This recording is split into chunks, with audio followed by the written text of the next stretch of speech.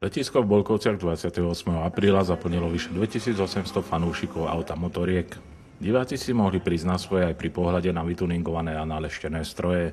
Pekné počasie pritiahlo ľudí k 201-metrovej asfaltovej dráhe, kde si meralo sily 136 pretekárov. Dneska sa koná tu na letisku v Bolkovciach prvé kolo slovenského šprinterského šampionátu 2012, spojený s tuningovým zrazom a nejakými motoatrakciami. Teraz sme mohli vidieť, pred 5 minútami skončil drifterská show dvoch profesionálov. Pokračujú teda šprinty a od jednej tu máme maďarského motokaskadéra, víťaza svetového pohára. A potom do večera pokračujú šprinty aut a motocyklov. Majstrovstvá v šprinte aut a motocyklov sú rozdelené do 5 pretekov a niekoľkých kategórií. Šampionát SŠA je vypísaný vlastne z 3 triedách: automobily street, automobily profi a motocykle. Tieto triedy sa potom delia na objemové kategórie.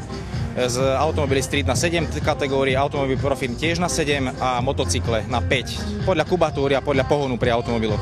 Zaujímavosťou tohoto ročníka je, že sa šprinterský pretek dostal na profesionálnu úroveň a jazdí sa už pod záštitou Slovenskej asociácie motorového športu. Tento rok sa dostali na rad aj malé zmeny v pravidlách.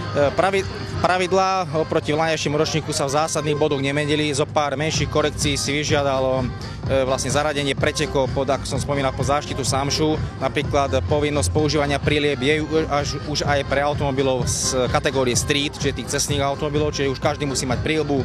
A inak v takých technických maličkostiach sa menili, ale dá sa povedať, že sú to vlaňajšie pravidlá.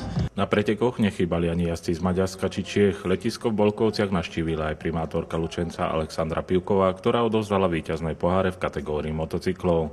Najlepší absolútny dosiahnutý čas spomedzi aut získal Humenčan Tutko Robert na superšporte Nissan GT-R. Ale v poslednej superfinálovej rozjazde ho absolútne prvenstvo obral šprinterský veterán Tibor Eltveš na neskutočnej Škodovke 1000 MB s upraveným agregátom Honda S2000. V triede motocykle cenu za absolútne najlepší čas prevzal od primátorky mesta Lučenec Alexandry Pivkovej Bratislavčan jazdiaci v kategórii M5 stanu poživenec na upravenom stroji Suzuki Hayabusa Turbo s brutálnym výkonom cez 300 koní, ktorý jej zajazdil famózny čas 6,4 sekundy a dosiahol na 201-metrovej trati maximálnu rýchlosť 200 km/h.